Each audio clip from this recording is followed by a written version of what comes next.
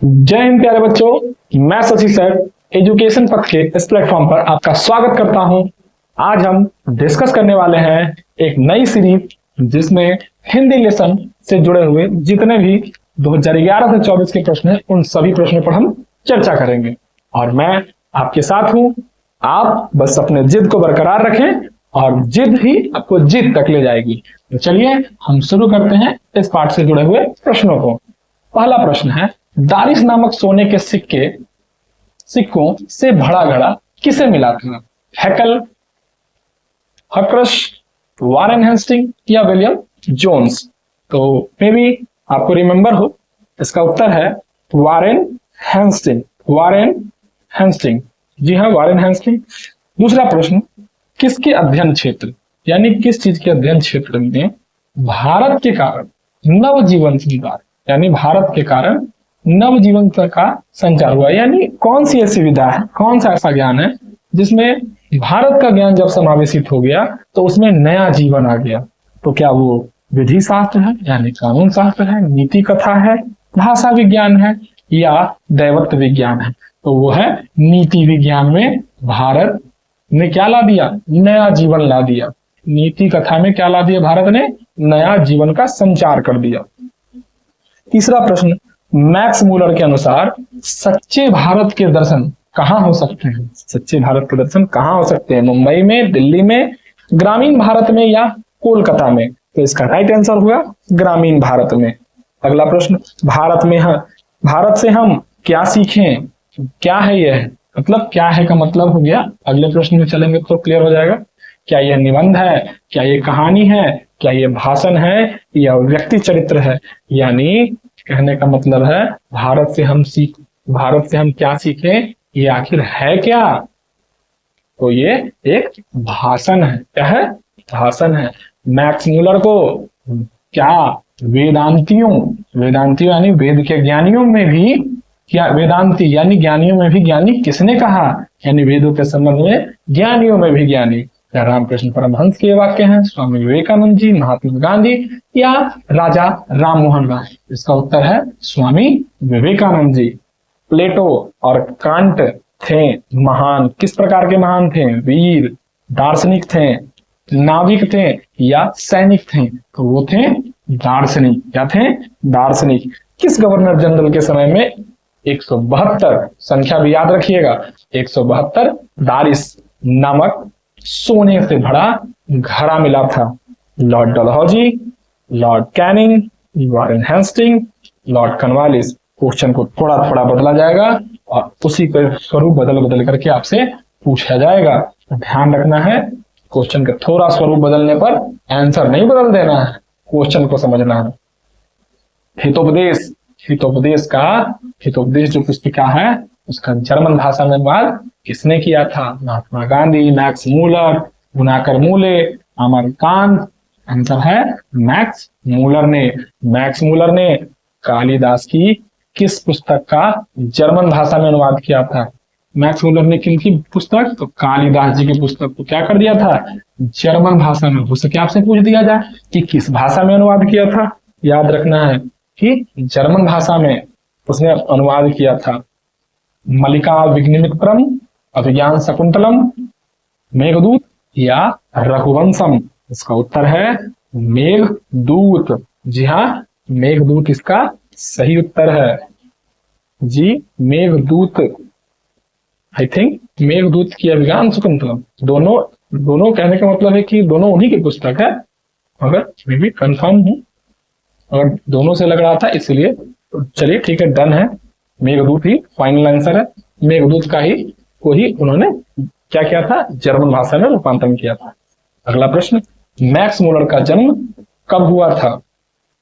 1823, 24, 25 या 26? तो जी हाँ, ये जन्म का समय है 1823। सर विलियम जोन्स समुद्री यात्रा करते हुए भारत कब पहुंचे? 1857, 1865, 1600 या 1783? तो इसका उत्तर है 1783।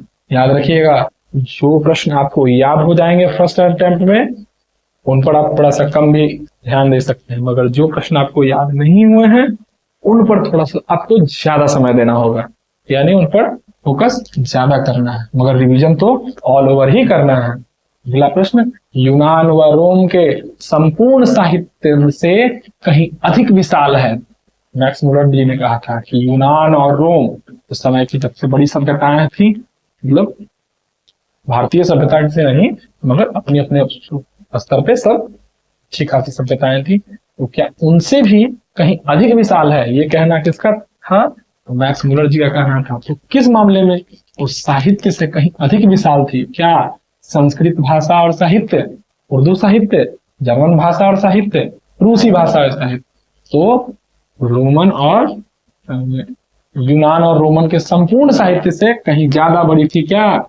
संस्कृत भाषा और उसकी साहित्य। मैक्स मुलर ने खाली स्थान वर्ष की अवस्था में लिपजिंग विश्वविद्यालय में संस्कृत का अध्ययन किया था, यानी अध्ययन आरंभ किया था। कितने वर्ष की अवस्था में? 15, 16, 17 या 18? तो इसका उत्तर हो जाएगा 18। जी हाँ, इसका उत्तर है 18 वर्ष की आयु। स्वामी विवेकानंद ने वेदांतियों का वेदांती, प्रश्न को थोड़ा सा स्वरूप बदला गया है, किसे कहा था? टीएस इलियट, दयानंद सरस्वती को, मैक्स मुलर को या राजा राममोहन राय को? तो ये उत्तर है मैक्स मुलर को। मेघदूत का जर्मन पदानुवाद, यानी जर्मन के पदों में यानी शब्दों में अनुवाद जर्मन भाषा में किसने किया? ईश्वर पेटलिकर, रूसो ने, मैक्स मुलर ने या सातकोड़ी खोता ने? आंसर है मैक्स मुलर। जी हाँ, मैक्स मुलर। अगला प्रश्न है कि मैक्स मुलर का जन्म आधुनिक जर्मनी के किस नगर में हुआ था? डेसाउ, हेस्से, बवेरिया, थुरिंगिया? तो इसका आंसर है डेसाउ में। भारत किसकी भूमि है? पाश्चात्य संस्कृति की, ब्राह्मण या कहिए कि वैदिक धर्म की, लैटिन संस्कृति की या सीरियाई संस्कृति की? तो जी यह है वैदिक संस्कृति, यानी ब्राह्मण अर्थात वैदिक संस्कृति, क्योंकि वैदिक संस्कृति के जन्मदाता ब्राह्मणों को ही माना गया है। अगला प्रश्न, वाराणसी के पास दारिस नामक सोने के सिक्के से भरा घड़ा किसे मिला था? स्थान इस बार सुनिश्चित किया गया है कि कहाँ मिला था। हो सके स्थान पूछा जाए कि कहाँ मिला था, तो आप याद रखेंगे कि वाराणसी में सिक्के का नाम दारिस है। कितना था? तो किसे मिला था? सॉरी, तो ये मिला था वारेन हेस्टिंग्स को। प्रत्न मानव का अर्थ क्या है? प्रत्न मानव से क्या तात्पर्य है? आधुनिक मानव, धार्मिक मानव, मध्यकालीन मानव या प्राचीन मानव? तो जी इसका मतलब है प्राचीन मानव।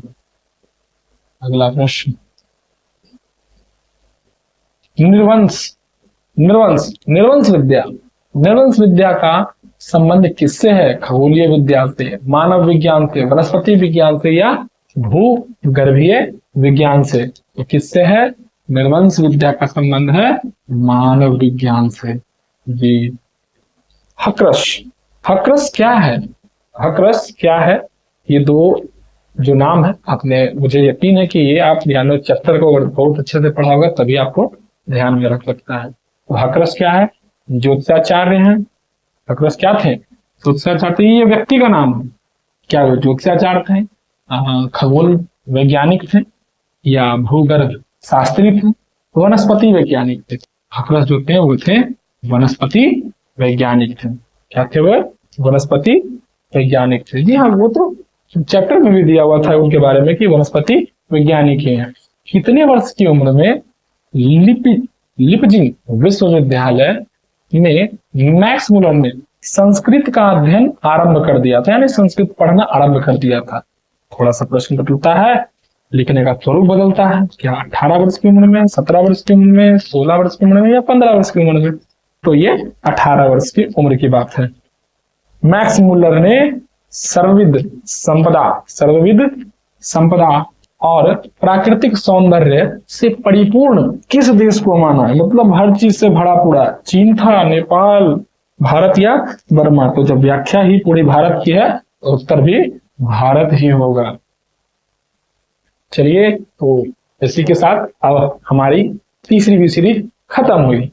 तो अब हम जल्द ही चौथी सीरीज के साथ आपके सामने उपस्थित होंगे। तो याद रखिए, जीतना है तो हमें जिद करना है, तभी हमें अच्छे मार्क्स मिलेंगे। तो अच्छे मार्क्स के लिए प्रयत्न करते रहें, मेहनत करते रहें, मेरे साथ बने रहें। लाइक, सब्सक्राइब और कमेंट बनाए रखें। जय हिंद, जय भारत।